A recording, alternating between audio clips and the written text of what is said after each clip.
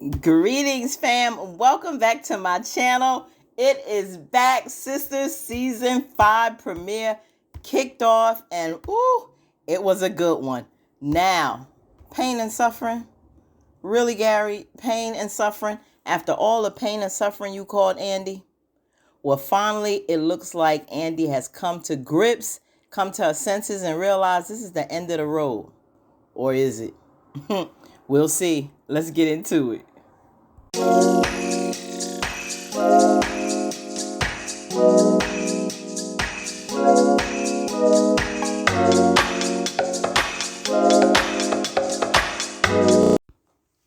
Okay, now we start off with our girl Fatima and Andi having a conversation, and Fatima is a little heated, and Andi wonders what's going on, and she mentioned it's about, someone calling her a bitch, and Andi like, well, who in their right mind would call you a bitch and get away with it? And she's like, nobody that's living.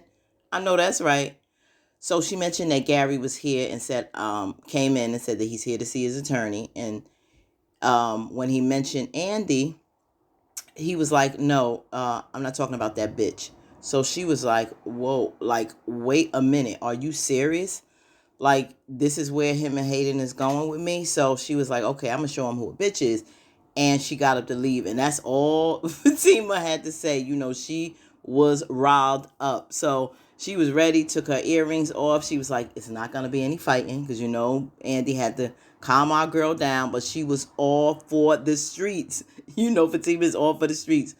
So, in the meantime, Karen is sitting in the examining room.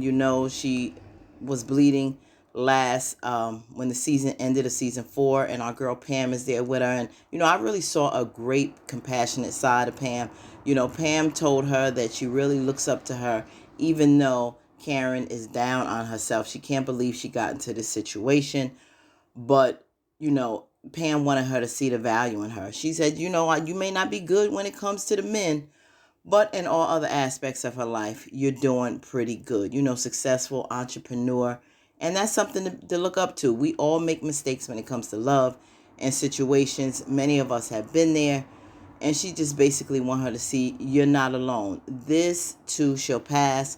Everything will get better. Don't sweat it. And at this point, Karen really doesn't need to be stressing in her condition. So she told her that she want her to call any of the guys, and she said no.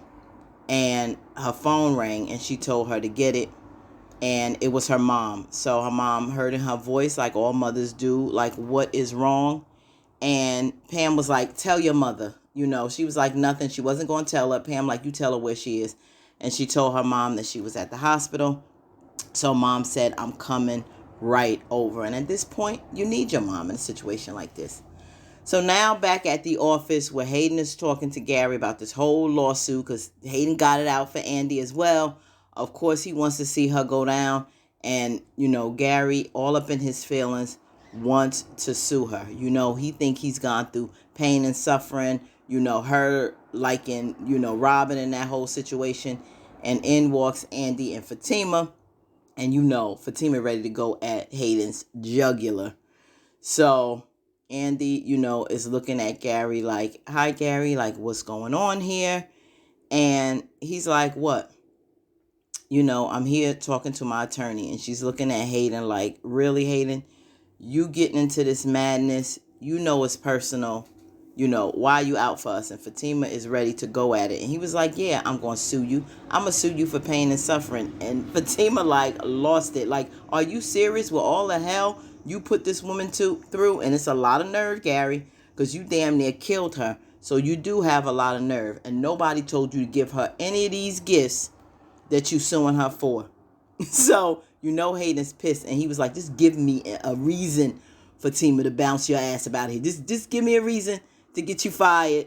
And she's like, please, Andi, please, I'm begging you, let me kill this nigga. Let me kill him. And Andi like, calm down. He's not worth it. Just chill. Fatima like, girl, look at her face. You lucky you here. She like, I want to bring him down. So she's like, calm down. I'm gonna handle this. You go. So Fatima leaves and she's like, F you to Hayden, because he said something slick on her way out the door. And now she's looking to have a conversation with Gary about this whole situation. And she's like, what are we doing here? What is it that you're doing? You're really suing me? All that we've been through. You got me these gifts because you said you love me, basically. So she had him chill and like, look at the situation. This is a bad situation. We're not good for each other. You going through all this legal stuff, and for what? If I was to take you to court, if we went through this, I would win. And you know it. And Hayden's like just looking because she really wanted him to see that this is all personal, this relationship. She's seeing, through the documents, what it is he's suing her for. And he would, because everything is put in my name. You would lose. You would lose. Hayden don't want to hear that. But he would. She was like, look, I will give you everything back. You can have it. It's really not worth the aggravation. I don't know why Andi even got these things from this man. She was like, you can have it all. I paid the taxes on the penthouse. I paid the taxes on the car. Let's call this a truce. Let's call it even. Just give me back the taxes and you can have it. We've been through so much pain in this situation. And we're toxic. And he's like, no one else has ever made me feel this way. Bring out the crazy in me. Makes me feel the way you do. Touch me the way you do. All of that. She said, but at this point now, I think she sees it's time to cut ties. It really is. Now, here we go, Q. He's all excited with this dumb fed. I don't know how he got away with this. I don't know how they believe this false, confession of Maurice's. But he was like, yeah, it's done. We got him. You cleared. You're free. And he basically said, you got to get a job and get yourself together because we're going to need you to testify in court. And Q agreed to be, to testify. He said, you're going to need to get me a job. I'm like, you such a loser. You can't even get a job on your own. Maurice and it was nice enough to let you in this apartment after what you did. And as crazy as it is, here it is, you getting off with armed robbery of a bank. So Calvin comes in and like, what are you doing here? Now I'm looking like, Calvin, it's because of you that this guy's even staying here. Maurice didn't want him here. You left him here begging and pleading his case. Now you want him to leave. And he basically like, no, Maurice told me I can stay. Which Maurice really don't want you there. So it's all a lie. He's pissed off. Calvin like, you got to go. And if you don't go, basically I'm going to go. Calvin is dumbfounded, as crazy as he can be sometimes. He's like looking at this guy like, I know you up to something. Something's not right. And I'm like, Calvin, come on. Why did you even let this criminal in your home? And now he's bringing your two friends down. The woman you say you love, in prison. You crazy enough to not even be checking your phone. Okay, because bottom line is he's been getting a call on his phone and he's not checking. It's from a correctional facility. Well, check the phone. You don't see Maurice. Haven't heard from Sabrina. Now you're going to sit up here and eat this man's cooking. All of a sudden you piss and now you're going to eat food from him. And he talking all slick. Like, where's your common sense? Like, think for a minute. And I hate in this role, they have Calvin acting so stupid. But make it make sense. Okay, just answer the phone so you can find out what's going on. Q checks out his phone and he knows who's calling him from the correctional facility. I cannot wait till this is discovered that Q lied and, he needs to be the one locked up instead of Maurice and Sabrina. Now, here is Karen's mom visiting her at the hospital. She's checking on her and Karen finally lets her know that she's pregnant. And mom's like, wow, okay. And she's like, I'm scared, Mom. I'm waiting on these tests. But I really want this baby. She was like, well, where's the father? And she was like, I don't know. She was like, well, I'm going to call Zach. So she's going to pull out her phone. And Karen finally, admits to her, I don't know 100% if it's Zach, Mom. I don't know if it's Zach. So she's like, okay, trying to reassure her it's going to be okay. So, she explains to her, I know that you love him, but at this point, you got to think about yourself, your well-being, and your child. And she goes on to explain to Karen how the situation was with her father. She said, I know, your dad, I was going through problems with him when you were young. And, he moved on with someone else, and he finally became the man that I wanted him to be. And now all my hard work with this man, and many of us have been there. I totally understand and can relate. And what they learn from you now is being passed on to somebody else. Someone is sharing your hard work, and they're finally getting it and being the man that you wish they were when he was with you. So her mom could relate. I'm glad she's there, her mom, to comfort her and let her know at the end of the day, I had to deal with it. I had a child with this man, because she said it's going to be hard. How can I do this if Zach is the father and I got to see him every day? You're going to have to work through it. You're going to have to get over him. You're going to have to move on with your life and just make do. But your child has to be your number one priority. So her and her mom hugged it out, and that was great advice, Mel. So now Fatima is, getting ready to leave. It's the end of the day at work. She's, giving the assistant, the information for court. And her and Andi are, saying their goodbyes. And, Fatima wanted to know if she was okay. And she said, I'm fine. But you know why? You looking all, good. You all rosy and bubbly. She's in a good mood. She getting ready to have her date with her zaddy. And she's like, oh, it's the glow for me. And I'm like, yes, her sister is in love. She's smiling. She was like, yes, I love that man. I love going home to him. So she was like, oh, I want that one day. She was like, Fatima told her, you'll be in love one day. She said, I have the love. It's just, I don't want that toxic, psychotic love. So in walks Zach, a.k.a. Zaddy, looking fine and smooth with a nice little outfit on. He's coming to take his baby out on a date. And Andi is so happy for her. Look at that smile. She's like, you go ahead with your man and enjoy yourself. At first, she tried to play it off and was like, oh, where you going? You got work to do. She was like, just kidding. So she left. Now, old hating ass Hayden comes in and like, what is he doing here? Because, he got a restraining order. He was like, yo, man, we getting ready to leave. Fatima like, just try it. Just don't mess with me or my man. And she's like, why is he here? I got a restraining order. This man shouldn't be in here. Andi like, let it go. Robin told you to let it go. Stop hating and leave those people alone. Now, here we got our girl, Dani. Dani's looking sad and drained because where we left off last episode, her man that she really loves is gone. And even though she's going through this dilemma with Preston, she really didn't want him to go. So she's looking pretty sad. Here these people coming in, showing out. Well, at least the couple, the woman, was really calling her all out of her name, calling her B and all this. And the man is trying to get her to calm down. They missed their flight, and, they want to give Dani a hard time. And Dani like, well, first of all, you smelling like liquor. You ain't getting on nobody's plane. So if you don't sit your ass down somewhere and wait for the next flight, I may help you or may not if she don't know how to act. God bless those TSA workers and those at the airport, because they run into these type of disgruntled people every day, and they have to have the patience of Job, I'm sure, to deal with them on these airlines. Now, here we got Aaron. He hasn't heard from Karen in a minute. Everybody's looking for her. She hasn't talked to anyone but Pam. So she's like, hey, Aaron, what's up? He's like, I'm looking for Karen. She was like, well, she's not here. She's basically not giving any information on her girl. You look fine and everything, but you are not getting any information from me. You are not, staying here waiting around for her.